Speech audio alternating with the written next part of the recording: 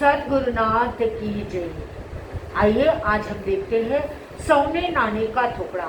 भगवती सूत्र के दूसरे शतक के 5वें उद्देशक में प्रभु परमात्मा ने सौने नाने का वर्णन किया गया है।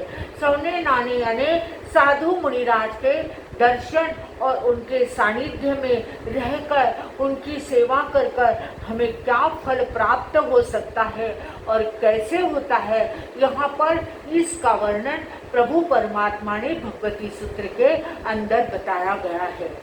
वहाँ पर गौतम स्वामी प्रभु परमात्मा से पूछते हैं कि अहो भगवान, श्रवण महान की परुपासना करने वाला पुरुष को उनकी परुपासना करने से अर्थात उनकी सेवा करने से क्या फल की प्राप्ति होती है।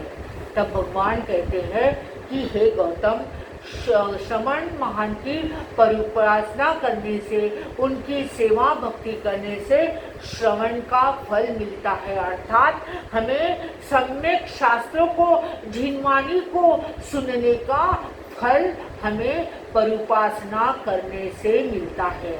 उसके बाद में भगवान से गौतम स्वामी ने फिर से प्रश्न किया कि अहो भगवान, अगर परुपासना का फल श्रवण मिलता है तो हे भगवान, श्रवण का फल क्या मिलता है।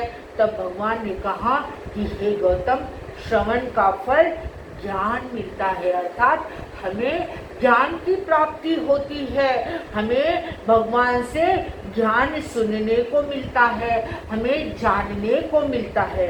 तब गौतम स्वामी भगवान से पूछते हैं कि अहो भगवान, जब श्रवण का फल ज्ञान मिलता है तो ज्ञान का क्या फल मिलता है। तब गौतम भगवान कहते हैं कि हे गौतम, ज्ञान का फल विज्ञान मिलता है। यानी जो ज्ञान हमें प्रभु परमात्मा से मिला हुआ है उसका हमें क्या है, पूर्ण रूप से विवेचन पूर्वक हमें ज्ञान सुनने को मिलता है, हमें पूरे अर्थ सहित उस ज्ञान को जानने को मिलता है। अर्थात ज्ञान का फल विज्ञान होता है। तब गौतम स्वामी प्रभु परमात्मा से फिर से प्रश्न पूछते हैं कि अहो भगवान, जब ज्ञान का फल विज्ञान है तो विज्ञान का फल क्या है। तब भगवान कहते हैं कि हे गौतम, विज्ञान का फल पचखान है। फिर उसके बाद में गौतम स्वामी भगवान से फिर से प्रश्न पूछते हैं कि अहो भगवान, जब विज्ञान का फल पचखान है तो फिर पचखान का फल क्या है। तब भगवान कहते हैं कि हे गौतम, पचखान का फल संयम है। फिर गौतम स्वामी पूछते हैं अहो भगवान, संयम का क्या फल है। तब भगवान कहते हैं कि हे गौतम, संयम का फल आश्रो अनावस्त्र यानी आश्रो रहित होना है। तब भगवान गौतम स्वामी पूछते हैं कि अहो भगवान, जब अनास्त्र का फल क्या है। तब भगवान कहते हैं कि हे गौतम, अनावस्त्र का फल तप है। तब गौतम स्वामी पूछते हैं कि अहो भगवान, तप का फल क्या है। तब भगवान कहते हैं कि तप का फल है गोदान यानी कर्मों का नाश। उसके बाद में 9वां प्रश्न गौतम स्वामी भगवान से पूछते हैं कि अहो भगवान, ओदान का फल क्या है। तब भगवान कहते हैं कि हे गौतम, ओदान का फल है अक्रिया। अक्रिया ने निष्क्रियता होना ने क्रिया से रहित हो जाना, कर्म से रहित हो जाना। तब 10वां प्रश्न भगवान से गौतम स्वामी पूछते हैं कि अहो भगवान, अक्रिया का फल क्या है। तब भगवान कहते हैं कि हे गौतम, अक्रिया का फल है सिद्धि। यहाँ पर ये 10 प्रश्न यहाँ पर भगवान से गौतम स्वामी ने पूछे हैं। फिर गौतम स्वामी कहते हैं, यहाँ पर भगवान को पूछ रहे हैं और भगवान कह रहे हैं श्रवण महान की परिपूर्णा से।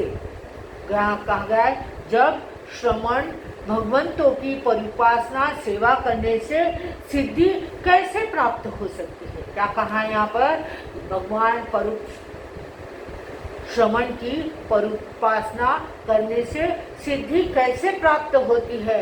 तो कहा गया है कि श्रमणों की सेवा करने से शास्त्र श्रवण करने को मिलता है और उससे हमें शुद्ध ज्ञान होता है और शुद्ध ज्ञान से हमें विज्ञान की प्राप्ति होती है, यानी हमें हेय ज्ञेय और उपादेय ने क्या जानने योग्य है, क्या छोड़ने योग्य है और क्या आदरने योग्य है, इस बात की हमें जानकारी प्राप्त होती है। और जिसे यह जानकारी प्राप्त हो जाती है वही पापों को छोड़ सकता है, वही प्रत्याख्यान कर सकता है, वही त्याग कर सकता है, वही पचखान कर सकता है। और पचखान करने से मन वचन काया पर यानी पृथ्वी का आदि जो 17 प्रकार के संयम बताए गए हैं उन पर संयम रखा जा सकता है।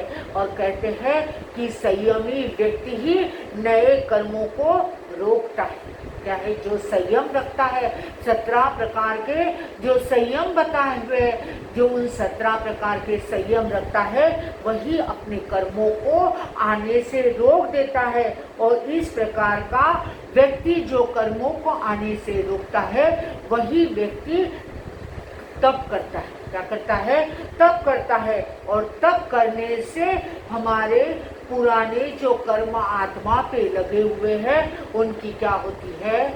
निर्जरा होती है। और इस प्रकार से कर्मों की निर्जरा करने से व्यक्ति योगों का क्या करता है? निरोध कर लेता है। योगों के ऊपर अपने निरोध कर लेता है और निरोध होने से क्रिया क्या हो जाती है? पूरी तरह से बंद हो जाती है। और जब व्यक्ति क्रिया पूरी तरह से बंद हो जाती है तो वह क्या बन जाता है? अयोगी बन जाता है, अक्रियावान बन जाता है। और इस अवस्था में वह मुक्ति को, सिद्धि को प्राप्त कर लेता है। इस प्रकार से यह बात हमें जानना है। सेवम बनते सेवम बनते।